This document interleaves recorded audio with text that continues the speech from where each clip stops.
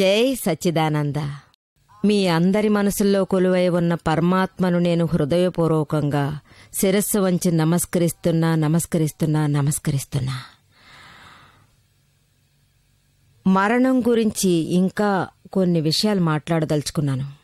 మరణం యొక్క రంగు చాలా రహస్యాల్లో ఒకటి విశాలమైనది. ఇది అర్థం చేసుకోవడానికి అప్పుడప్పుడు మీకు చాలా కష్టంగా ఉంటుంది. కొన్ని విషయాలు ఎలా ఉంటాయంటే వీటిని మన తెలివితేటలతో గ్రహించుకోగలం అనుకుంటే మనకు సమాధానం ఖచ్చితంగా లభించదు.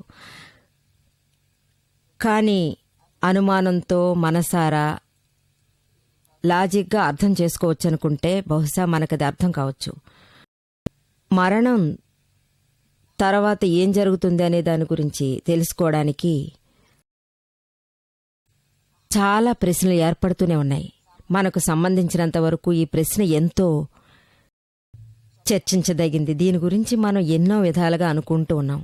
కానీ మరణం తర్వాత పునర్జన్మ ఉందా లేదా? మన భారతదేశంలో పునర్జన్మను అన్ని ధర్మాలు అంగీకరిస్తూనే ఉన్నాయి. దీనినే వెస్ట్రన్ వరల్డ్లోనూ మిగతా దేశాల్లోనూ పునర్జన్మ అనే మాటనే అవకాశం లేదు. ఇటువంటి కారణం వల్లనే ప్రజలకు చాలా కన్ఫ్యూషన్ ఏర్పడుతోంది. ముఖ్యంగా చదువుకున్న ప్రజల్లోనే ఈ ప్రశ్న ఎక్కువగా కదలాడుతోంది. ఇందులో ఏది నిజం? ఈ వాస్తవాన్ని అర్థం చేసుకోవడానికి వాళ్లకు చాలా చాలా సంఘర్షణ జరుగుతూనే ఉంది. చాలా ప్రశ్నలు అడుగుతూనే ఉన్నారు. ఇంకా అనేక రకాల ప్రశ్నలు వాళ్లలో అలాగే ఇమిడి ఉన్నాయి. కానీ దీనికి తగిన సమాధానం కొందరికి లభిస్తోంది, మరికొందరికి లభించడం లేదు. నిజానికి ఈ సమస్యలు అందరికీ తృప్తిగానే ఉన్నాయి. నాకు సంబంధించి అన్ని ధర్మగుణాలు ఈ ప్రశ్నలు తప్పకుండా ప్రశ్నిస్తాయి. చాలా విషయాల ద్వారా చెప్పగలిగేదేంటంటే తెలివితేటలతో అన్ని విషయాలు తెలుసుకుంటున్నారు. ఈ పునర్జన్మ అనేది ఏ రూపంగా జరుగుతోంది? ఈ పునర్జన్మ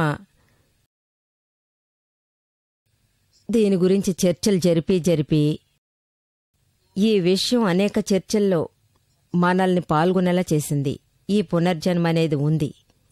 ఎలాగంటే పుట్టిన దగ్గర నుంచి మీరు చూశారంటే చాలామంది ధనవంతులుగా పుడుతున్నారు, చాలామంది దరిద్రంలో మగ్గిపోతున్న స్థితిలో పుడుతున్నారు. కొందరు ఎంతో తెలివైన వాళ్ళు, కొందరు మేధావులు. ఒక తల్లిదండ్రులకు 2 అమ్మాయిలు 4 అబ్బాయిలు ఉన్నారు. ఒక్కొక్కరు ఒక్కొక్క విధంగా ఉన్నారు. అయినా సరే ప్రతి ఒక్కరిని ఒకే విధంగానే వాళ్ళు పెంచుతున్నారు. అలా చూసిన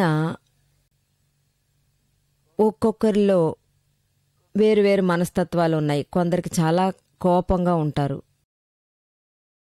కొందరు చూస్తే పిచ్చోళ్లా ఉంటారు. ఈ విధంగా ప్రతిదీ వేరువేరుగా ఉండడానికి కారణం ఏమనుకుంటున్నారు? దీని వెనుక ఈ పునర్జన్మే కారణమై ఉంటుందనుకుంటున్నారు. గత జన్మ లెక్క ప్రకారం వాళ్ళు ఏం తీసుకురాగలరో ఆ ప్రకారం ఈ జన్మలో ఒక్కొక్కరికి లభిస్తూ ఉండొచ్చు. ఏ ఒక్క విషయంలోనూ అచీవ్మెంట్ ఒకేసారి ఏర్పడుతుందనేది జరగదు. స్టెప్ బై స్టెప్ స్లోలీగా డెవలప్మెంట్ జరుగుతూ ఉంటుంది. డార్విన్ పరిణామ సిద్ధాంతం ఉంది కదా, ఈ పద్ధతిలో స్టెప్ బై స్టెప్గా ఈ పరిణామం జరుగుతూ ఉంటుంది. ప్రతి ప్రాణిలోనూ పరిణామం జరుగుతూ ఉంటుంది, దాని అభివృద్ధి జరుగుతూ ఉంటుంది. ఈ జన్మలోనే ఒకేసారి అభివృద్ధి జరగదు. ఐన్స్టైన్, న్యూటన్ లాగా హై స్టేజ్ తెలివైన వాళ్ళు, గాంధీలాగా హై స్టేజ్లో అన్నిటినీ అర్థం చేసుకునేవాళ్ళు, వీరందరూ ఒకే జన్మలోనే పుట్టి వీరందరూ ఒకే జన్మలోనే నశించిపోయారు. ఇవన్నీ ఏవో కొన్ని సంవత్సరాల్లో రాగలిగిన విషయం ఏం కాదు. ఏ కాలేజీ డిగ్రీ అయినా తీసుకోవడానికి జీవితంలో 20-25 ఏళ్లు పోతోంది. అందుకని ఇది ఇంటర్నల్ డెవలప్మెంట్. ఇప్పుడు మనం చెప్పుకుంటుంటే అపూర్వమైన శక్తి ఉన్నవారిని, అంతర్గతంగా ఒక శక్తి. అది ఏంటి సాధారణంగా దొరికే విషయమా? చాలా చిన్న వయసు పిల్లలు అంటే 3-4 ఏళ్ల పిల్లలు ఉన్నారంటే అప్పుడు వాళ్లతో మంచి ర్యాంకులో మంచి మార్కులు తెప్పించొచ్చు. కొందరు పిల్లలు ఎంతో అపూర్వ శక్తి గల వాళ్ళు ఉంటారు, చాలా హైపర్గా ఉంటారు. అదేవిధంగా కొందరు పిల్లలు మరీ డల్గా ఉంటారు, మొద్దుల్లా ఉంటారు, కూర్చున్న చోటనే కూర్చుని ఉంటారు. రోజంతా భోజనం అక్కర్లేదు, నీళ్ళు అక్కర్లేదు. ఎందరో పిల్లలు మెంటాలిటీ రిటైర్డ్గా ఉన్నారు, అందుకని ఎంతోమంది హైపర్గా ఉన్నారు. మరి దీనికి అంతటికీ కారణం ఏంటని అడగొచ్చు. పుట్టిన దగ్గర నుంచి మెంటలీ రిటైర్డ్గా, కొంతమంది పుట్టిన దగ్గర నుంచి కళ్ళు కనిపించకుండా ఉంటారు. ఇదెలా జరుగుతోంది? దాని అంతటదే జరుగుతోందా? సడన్గా ఇలాంటివి జరగవు కదా. దీని వెనుక కారణమనేది ఒకటి ఉంది. దీనికి పోయిన జన్మ ఫలితమై ఉంటుంది. పోయిన జన్మ పాపపుణ్యాల ఆధారాలతోనే ఈ జన్మలో ఈ విధంగా విడివిడిగా ఏర్పడి ఉంటుంది. ఈ డెవలప్మెంట్ జరిగి ఎన్నో జన్మలుగా ఈ అభివృద్ధి జరుగుతూ వచ్చి తరువాతనే హై స్టేజ్ డెవలప్మెంట్ జరుగుతుంది. గొప్ప సైంటిస్టులు, గొప్ప గొప్ప మేధావులు, గొప్పగా సాధించిన వాళ్ళు, వీళ్ళంతా ఊరికే గొప్పవాళ్ళు అనిపించుకోలేదు. అంటే ఇప్పుడు మీకు ఉదాహరణ చెప్తాను. ఈ చక్కెర తయారు చేసే ఫ్యాక్టరీ ఉంది కదా, ఇందులో ఏవైనా డైరెక్ట్గా ఒకేసారి చక్కెర అవుతోందా? దానికి ఎన్ని రకాల ప్రాసెస్లు కావాల్సి ఉంది. వీటి మధ్యన ఎన్నో ప్రాసెస్లు ఉన్నాయి. ప్రారంభించడం మొదట ఇది ముడిసరుగ్గా ఉన్నందువలన దీన్ని ముక్కలు చేయాలి. తర్వాత దాన్ని క్రష్ చేయాల్సి ఉంటుంది. దాని నుంచి చెరుకు రసం బయటకు రావడం మొదలవుతుంది. దాన్ని డీహైడ్రేట్ చేయాల్సి ఉంటుంది. ఆ తర్వాత బెల్లంలా అది మారుతుంది. తర్వాత దాన్ని రిఫైండ్ చేసి రప్పించాల్సి ఉంటుంది. బ్రౌన్ కలర్ నుంచి దాన్ని వైట్ కలర్ చేయాల్సి ఉంటుంది. ఆ తర్వాత అది ఏ విధంగా అంటే ఈ మధ్య ఉంది చూసారా, దాన్ని ఏ విధంగా మెరుగుదిద్దుతామో అదే విధంగా చక్కెరను కూడా చేయాల్సి ఉంటుంది. అది వేసుకుంటేనే మనకు తెల్లదనం తెలిసేది క్రిస్టల్ కలర్లో వస్తుంది. ఇప్పుడు చూసారా, డైరెక్ట్గా మనకు చక్కెర లభించిందా? ఇది రావాలంటే ఎన్ని ప్రాసెస్లు చేయాల్సి ఉంది. ఏ విధంగా మనిషి డెవలప్మెంట్ నుంచి టాప్ డెవలప్మెంట్గా వస్తుందో అదేవిధంగా ఎన్నో జన్మలు ఈ ప్రాసెస్ నుంచి బయటికి రావాల్సి ఉన్నాయి. ఆత్మ అనేది పూర్తిగా డెవలప్మెంట్ జరిగేదే, సంపూర్ణమైనది, సర్వాంగమైన ఒక విషయం. కానీ బయట ఉన్న కొన్ని విషయాలు మనసు, చిత్తం, వాక్కు, ఆత్మకు సంబంధించిన విషయాలు వరుసగా డెవలప్మెంట్ జరుగుతున్నాయి. లోపల డెవలప్మెంట్ జరుగుతూనే ఉంది. ఈ డెవలప్మెంట్ అంతా జరిగి అది టాప్ వరకు వెళ్ళింది. సంసార మార్గంలో అంటే లౌకిక మార్గంలో ఆత్మ ఎన్నో కోట్ల సంవత్సరాలుగా అవస్థలలో తిరుగుతూ ఉంటుంది. ఊరికే అటూ ఇటని అవస్థలు పడుతూ ఉంది. అన్నీ ఒక ఇంద్రియం నుంచి 5 ఇంద్రియాల వరకు, అంటే చింపాంజీ నుంచి వచ్చి మనిషి వరకు ఈ రూపంగా వస్తూనే ఉంది. ఆ తర్వాత మనిషి అనేక అవతారాలు దాల్చుతూ ఉంటాడు. వాటి డెవలప్మెంట్ ఇందులో జరుగుతుంది. ముందు వెనక పోతూ ఉంది. మనిషి తర్వాత విధ మార్గాల్లో దానికి తగిన గతుల్ని మనం చూడొచ్చు. కానీ అన్నీ కర్మలను అనుసరించే ఎవిరేషన్. థియరీ ప్రకారం ఒక ఇంద్రియం నుంచి 5 ఇంద్రియాల చింపాంజీ మనుషుల వరకు దానికి న్యాచురల్ ప్రాసెస్ జరుగుతూ ఉంటుంది.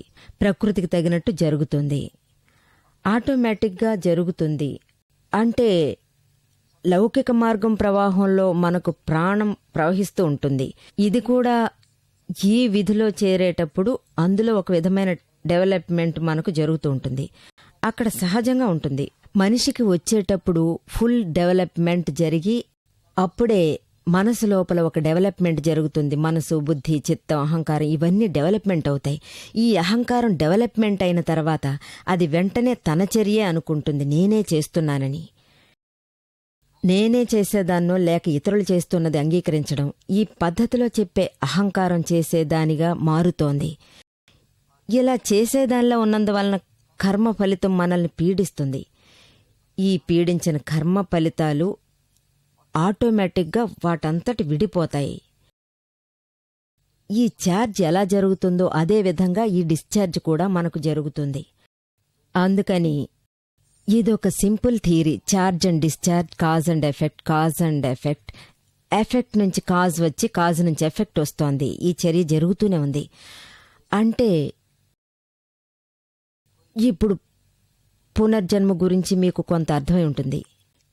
ఇంకొకటి కూడా మీరు బాగా అర్థం చేసుకోవాలి. పోయిన జన్మలో మీకు ఏదో ఒక సంబంధం ఉంది, అదేవిధంగా పునర్జన్మలో మీకు ఏదో ఒక సంబంధం ఉంది. అంటే పోయిన జన్మలో వేసిన విత్తుకి ఈ జన్మలో దానికి నీళ్లు లభిస్తున్నాయి, ఇంకా మట్టి లభిస్తోంది, పైగా సూర్యరశ్మి కూడా లభించడం జరుగుతూ ఉంది. అన్నీ లభిస్తున్నాయి. ఆ విత్తికి శీతోష్ణ స్థితి పరిస్థితులు, ఉష్ణము, చలి అన్ని విధాలుగా దానికి అమరిపోయాయి. ఇది విత్తు నుంచి పెద్ద వృక్షంగా మారిపోయింది. పైగా దీనికి పళ్ళు కాస్తున్నాయి. విత్తు నుంచి పళ్ళు కాస్తున్నాయి, మళ్లీ పళ్ల నుంచి విత్తనాలు కిందకు రాలుతున్నాయి. ఈ విధంగా చర్యలు జరుగుతూనే ఉన్నాయి. జన్మ, పునర్జన్మ, జన్మ, పునర్జన్మ. ఈ జన్మాలు ఎన్నో కోట్లాది సంవత్సరాలుగా సాగుతూనే వస్తోంది. అందువలన ఈ జన్మలో మనం ఏ విషయాన్ని అనుభవించామో దానివల్ల మనకు ఏది ప్రాప్తంగా లభించినా ఇవన్నీ మనకు పళ్ళు అనే రూపాల్లోనే మనకు దక్కాయి. దీని విత్తు మన గత జన్మలో ఆల్రెడీ విత్తి వేయబడిందనే అనుకోవాలి. సో ఇది అనేక విధాలుగా సైంటిఫిక్గా కూడా ప్రూవ్ చేశారు. ఇంత పెద్ద, చాలా పెద్ద వృక్షం ఉంది, పెరుగుతుంది. దాని విధానాల్లో ఒక పెద్ద వృక్షం ఈముడు ఉంది. దీన్ని సూక్ష్మంగా చూసామంటే ఇదే విత్తనంలో ఒక పెద్ద చెట్టు మనకు దక్కుతుంది. ఆల్రెడీ దీనిలోనే చూసామంటే దాని ఆకుల నుంచి, కొమ్మల నుంచి, దాని వేళ్ల నుంచి అన్ని విషయాలు సూక్ష్మంగా మనకు ఇమిడి ఉన్నాయి. సైంటిస్టులు కూడా దీన్ని రుజువు చేశారు. ఈ విత్తనంలోనే అన్నీ ఉన్నాయి. 5 ఇంద్రియాల్లో ఉండి ఎవరు అనుభవిస్తారో వాళ్ళు గత జన్మ నుంచి ఛార్జ్ కాబడిన వాళ్లే. వాళ్ళు ఇక్కడ డిశ్చార్జ్ కావడాన్ని అనుమతి పొందారని చెప్పొచ్చు. ఈ అనుమతి వాళ్లకు దీని ఎఫెక్ట్ స్వరూపంలో ఉంది. ఇప్పుడున్న ప్రాప్తం ప్రకారం మనం ఏమేం అనుభవిస్తూ ఉన్నామో అవన్నీ ఒక విధమైన ఎఫెక్ట్. ఎఫెక్ట్ అనేది సడన్గా వచ్చేది కాదు. దీని వెనుక ఒక కారణం ఉంది. ఇప్పుడు ఏదైనా ఒక పని చేశామంటే అది ఎందుకు చేశామనే దానికి ఒక కారణం ఉంటుంది. కార్యానికి, కారణానికి ఖచ్చితంగా ఒక సంబంధం ఉంటుంది. అది జరుగుతూనే ఉంటుంది. కారణం నుంచి ఎఫెక్ట్, ఎఫెక్ట్ నుంచి కారణం, ఎఫెక్ట్ నుంచి కారణం, కారణం నుంచి ఎఫెక్ట్ వస్తూనే ఉంటుంది. అంటే ఇప్పుడు ఒక బిడ్డ పుడుతుంది కదా గర్భంలో, మీరు చూశారంటే పుట్టిన తర్వాత ఎఫెక్ట్ ఉంటుంది. ఇంకొకటి గర్భసంచి అనే ఎఫెక్ట్ ఉంటుంది. అంటే ఇప్పుడు ఒక అమ్మ ఎక్కువ మిరపకాయలు తిన్నదంటే అప్పుడు లోపల ఉన్న బిడ్డకు కష్టంగా ఉంటుంది కదా గర్భంలో. దానికి దీనికి సంబంధించిన మంట దాని శరీరంలో ఉంటుంది. ఎఫెక్ట్ బయటికి తెలుస్తుంది. గర్భంలో కూడా చాలా ఎఫెక్ట్ ఉంటుంది. ఈ మనసు, చిత్తం, వాక్కు గర్భం నుంచే ఎఫెక్టివ్గా ఉండాలి. దానికి ఎన్నో ఎఫెక్ట్స్ చెప్పొచ్చు. డాక్టర్స్ కూడా చెప్తున్నారు. ఈ పిల్లలు సోలోగ్రఫీ అనే పద్ధతిలో ఒక్కొక్కరికి వేరువేరు ఎఫెక్ట్ కలుగుతూ ఉంది. ఇది ప్రతి ఒక్కో బిడ్డకు వేరువేరుగా ఎఫెక్ట్ చూపిస్తుందట గర్భంలోనే. కొందరికి విడిగా హార్ట్లో ఏదైనా డిఫెక్ట్ ఉండొచ్చు, ఇంకొకరికి నర్వస్ సిస్టంలో డిఫెక్ట్ ఉండొచ్చు, కొందరికి మోస్టం ఉండొచ్చు, కొన్ని రిటైర్డ్గా ఉండొచ్చు. అన్ని రకాల ఎఫెక్ట్స్ని మీరు గర్భంలోనే చూడొచ్చు. పుట్టిన తర్వాత మనం చూడొచ్చు, కానీ గర్భంలో కూడా మీరు ఆ ఎఫెక్ట్ చూడొచ్చు.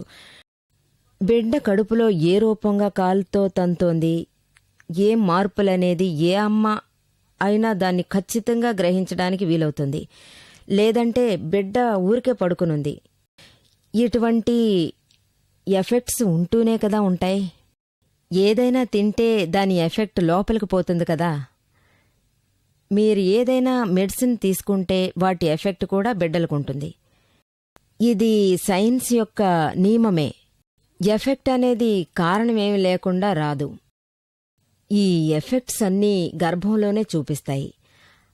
అవన్నీ ఎప్పుడు జరిగాయి, ఏ కారణం వల్ల జరుగుతున్నాయి, గర్భంలో ఉన్న బిడ్డ ఏ టైంలోనూ ఎక్స్పోజ్ కాలేదు, ఇవన్నీ కుదరడానికి కారణం గర్భంలోకి రావడానికి ముందే ఇవన్నీ ఏర్పడినందువల్లనే. దీని ఎఫెక్టే గర్భంలో ఏర్పడింది. పునర్జన్మ అనేది ఒకటి ఉందంటే దాన్నే ప్రూవ్ చేస్తున్నది. తెలిసిందా? గత జన్మలో వాళ్ళు ఏదో ఓ కారణం ఉన్నందువల్లనే దాని ఎఫెక్ట్ వాళ్లకు గర్భం నుంచే కలుగుతుంది. ఎందరో పిల్లలు గర్భంలోనే చనిపోతున్నారు. కొందరు పిల్లలు పెరిగిన తర్వాత కూడా చనిపోతున్నారు. 4-5 సంవత్సరాలు ఉండగానే చనిపోతున్నారు, లేదా 80 ఏళ్ల వరకు జీవిస్తున్నారు. కొందరు 100 ఏళ్లు జీవిస్తున్నారు. ఈ రకరకాల పద్ధతులు అందువల్లనే జరుగుతున్నాయి. గత జన్మలోని కర్మ ఫలితం వల్లనే జరుగుతూ ఉంది. గత జన్మలో ఏదో ఒకటి చేసినందువల్లనే ఎఫెక్ట్. ఇది మన ఇండియాలో అన్ని ధర్మాల్లోనూ పునర్జన్మ అనేది అంగీకరిస్తూనే ఉన్నారు. అందువల్ల జీవితంలో మనకు ఏమేమి లభిస్తున్నాయో అవన్నీ పోయిన జన్మ కర్మ ఫలితం ప్రకారమే. అందువల్ల ఈ జన్మలో మనం తెచ్చుకున్న కర్మ ఫలితాన్ని అనుభవించే తీరాలి. కొందరికి మరణం సహజంగా వస్తుంది, కొందరికి పాము కరిచి చనిపోవలసి వస్తుంది, కొందరు హార్ట్ అటాక్ వల్ల చనిపోవలసి వస్తుంది. ఒక్కొక్కరికి ఒక్కో విధమైన మరణం. జననం ఎలాంటి రకరకాలుగా ఉంటుందో అదే విధంగా మరణం కూడా ఏర్పడుతుంది. అందరికీ ఒకే విధమైన మరణం సంభవించదు. ఈ విధంగా జరగడానికి ఏం కారణం ఉంది? ఇదే కర్మ ఫలితం. ఎలాగంటే ఎక్కువ కాలం ఒకరు జీవించాలంటే కొందరు గర్భంలోనే చనిపోతుంటారు. ఈ ఆయుష్ కర్మ ఫలితం గత జన్మ నుంచి తెచ్చుకున్నదే. ఇదే కర్మ ఫలితం సిద్ధాంతం. గత జన్మలో అర్థం చేసుకోకుండానే, దాన్ని అంగీకరించకుండానే మనం వృద్ధికి రాలేమని చెప్తారు. కర్మ ఫలితం సిద్ధాంతం జనన మరణాల నుంచి ముక్తి, మోక్షం ప్రాప్తించాలి. ఇప్పుడు అన్ని విషయాలు ఎప్పుడు ప్రాప్తి చెందుతాయో అది పోయిన జన్మ ఫలితం అని మీరు తప్పకుండా గ్రహించుకోవాలి. అప్పుడు దాన్ని మీరు మనసారా స్వీకరిస్తారు. ఇదేవి ల్యాబొరేటరీకి వెళ్ళి రుజువు చేయాల్సిన విషయం ఏం కాదు. మన జీవితంలో ఎన్నో పెద్ద విషయాలు, చాలా విషయాలను మనం రుజువు చేయవలసి ఉంటుంది. ఆ పద్ధతిలో ఇది ఉండదు. పెద్ద పెద్ద సైంటిస్టులు చేసిన సిద్ధాంతాలను మనం అంగీకరిస్తున్నాం కదా. ఐన్స్టీన్ లా, న్యూటన్ వీళ్ళు ఎన్నో చెప్పారు కదా. Theory of relativity, Einstein, Newton's laws, వీళ్ళు ఈ విషయాలన్నీ చెప్పారు. మనం వాటిని అంగీకరిస్తూనే ఉన్నాం కదా. ఏళ్ల తరబడి చదువుతున్నాం. తర్వాత సైంటిస్టులు కూడా చెప్పారు ఈ న్యాచురల్లా చాలా తప్పు అని చెప్పారు. వాళ్ళు తప్పు అని సర్టిఫికెట్నే ఇచ్చారు. ఆ టైంలో మనం ఏ ల్యాబొరేటరీకి వెళ్ళి, ఏ స్థానంలోకి వెళ్ళి మనం రుజువుల్ని చూసాం? ఇవన్నీ జరుగుతూనే ఉన్నాయి కదా చాలా ఏళ్లుగా. ఈ చర్యలన్నీ జరుగుతూనే ఉన్నాయి. మరి ఇప్పుడు వెళ్ళి అవి తప్పని అంటే ఎలా ఒప్పుకుంటారు? దాన్ని మనం అజ్యూమ్ చేస్తూనే వెళ్తున్నాం. ఇప్పుడు మీకు ఒక పెద్ద లెక్క చేయాలని అనుకున్నారనుకోండి. మీ దగ్గర చాలా డబ్బు ఉంటోంది, కానీ ఎలా చేయాలి అనేది మాత్రం మీకు అర్థమే కాలేదు. కానీ దానికి తగిన విషయాలను వివరించి మీకు అన్ని పద్ధతుల్లో నేర్పించినా అయినా అది చేయాలా అనేది తెలియలేదంటే అప్పుడు మీరు అజ్యూమ్ చేసి మీరు దాన్ని చేయడం పూర్తిగా ఇస్తారు.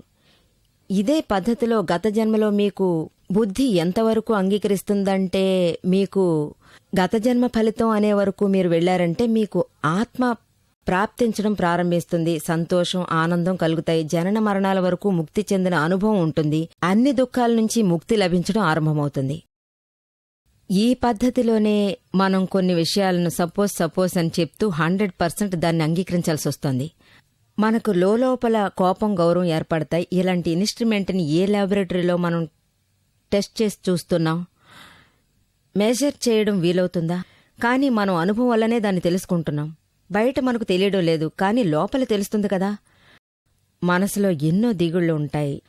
లోపం తెలుస్తుంది, మోహం, కపటం తెలుస్తున్నాయి. ఏవేవో జరుగుతున్నాయి. కానీ ఇవన్నీ ఎన్నొచ్చాయి, ఎక్కువగానా తక్కువగానా, ఎన్ని డిగ్రీల నుంచి వచ్చిందనేది ఎవరైనా లెక్క చేసి చెప్పారా ఏంటి? మీలో మీరు ఫీల్ కాగలరు. అనుభవం వల్ల అది తెలుసుకోగలరు. ఇదే పద్ధతిలోనే అన్ని విషయాలు, కర్మ ఫలితాన్ని చెందిన విషయాలు, సిద్ధాంతానికి చెందిన విషయాలు, ఆత్మకు సంబంధించిన విషయాలు మీలో ఫీల్ కాగలరు. ఆత్మ శాశ్వతం, పర్మనెంట్ అయినది. మిగతా అన్ని తాత్కాలికమైనవే. తాత్కాలికమైన విషయాలు తాత్కాలికమైనవని ఎవరు తెలుసుకోగలరు? శాశ్వతంగా ఉండాల్సిందే. ఆత్మ అనంతకోటి కాలం నుంచి ఉంటూనే ఉంది. అక్కడ ఇక్కడ తిరుగుతూ అవస్థలు పడుతూనే ఉంది. కానీ చివరి దశలో దానికి ముక్తి ప్రాప్తి చెందే అవకాశాలున్నాయి.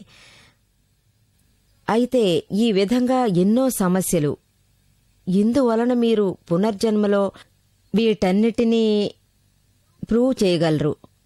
అంతేగాని మన హిందూ శాస్త్రాల్లో అనేక చోట్ల మళ్ళీ మళ్ళీ మళ్ళీ చెప్తూ వచ్చారు. అంటే పునర్జన్మ అనేది మనకు ఉంటూనే ఉంది. శ్రీకృష్ణ భగవాన్, శ్రీరామచంద్రుడు, మహావీర భగవాన్ వీరందరూ వారి జన్మల గురించి వివరించారు. శ్రీకృష్ణ భగవాన్ గీతలో అర్జునుడికి చెప్పాడు, క్వే బహూని మే వ్యతితాని జన్మాని తవ చ అర్జున త్యాన్యహం వేద సర్వాణి నత్వ వేత్తం పరం తప. హే అర్జున, నీకు నాకు ఎన్నో జన్మల సంబంధం ఉంది. మనం పరమపదం పొందినది నాకు జ్ఞాపకం ఉంది, నీకు జ్ఞాపకం లేదు. నాకు సర్వం తెలుసు. నీకు నాకు ఎన్నో జన్మల బంధం ఉంది. శ్రీకృష్ణ భగవాన్ని మీరు అంగీకరించేటట్టయితే ఈ విషయాన్ని మీరు ఖచ్చితంగా అంగీకరించాలి. శ్రీకృష్ణ భగవానుడు అర్జునునితో ఇలా చెప్పాడు, అర్జున, ఈ యుద్ధాన్ని నువ్వు చేయవలసిన ఆవశ్యకత ఏర్పడింది. నాకు సంబంధించినంత వరకు నువ్వు యుద్ధం చేసే తీరాలి, పోరాడే తీరాలి. నువ్వు ఎంతగా వద్దనుకున్నా ఈ యుద్ధం జరిగి తీరుతుంది అని చెప్పాడు. ఈ యుద్ధం తప్పక జరుగుతుంది. ఈ యుద్ధంలో తప్పక నువ్వే జయం సాధిస్తావని కూడా చెప్పాడు. ఆయన చెప్పినట్టే జరిగిందనేది నిజం. ఇదే కర్మఫల సిద్ధాంతం కూడా. పోయిన జన్మకర్మ ప్రకారమే ఈ సిద్ధాంతం సాగుతూ ఉంది. అంటే గత జన్మలో ఏదైనా కారణం ఉండుంటే దాని ఎఫెక్ట్ కలుగుతుంది. 2 విధాల కారణాలున్నాయి. ఒకటి మంచి పద్ధతిలో ఉంటుంది, ఇంకొకటి చెడు పద్ధతిలో ఉంటుంది. Positive or negative. పుణ్యం కాదంటే పాపం. మీరు విత్తనాన్ని ఎలా వేస్తారో అదే విధంగానే మీకు ఫలితం దక్కుతుంది. మీరు మామిడికాయ కోసం విత్తి వేస్తే అందమైన మామిడి పండే మీకు దక్కుతుంది. మీరు వేప విత్తనాన్ని వేస్తే మీకు చేదవేపు చెట్టు దక్కుతుంది. మీరు ఎటువంటి విత్తనం నాటుతారో అటువంటి ఫలమే దక్కుతుంది. దీనికి మధ్యన ఎవ్వరూ రావడం వీలు కాదు. భగవంతుడు కూడా రావాల్సిన అవసరం లేదు. ఇదంతా ప్రకృతి పాటించేవి. అంటే ఇవన్నీ సైంటిఫిక్ సర్కమ్స్టాన్సెస్ డెవలప్మెంట్. విత్తనం ఉన్నదానికి సైంటిఫిక్ సర్కమ్స్టాన్సెస్ ఎవిడెన్స్ అవసరం అవుతాయి కదా. భూమికి ఖచ్చితంగా అవసరమైంది నీళ్లు కావాలి, గాలి కావాలి. దీని ప్రొటెక్షన్ అన్ని విషయాలకు కావాలి.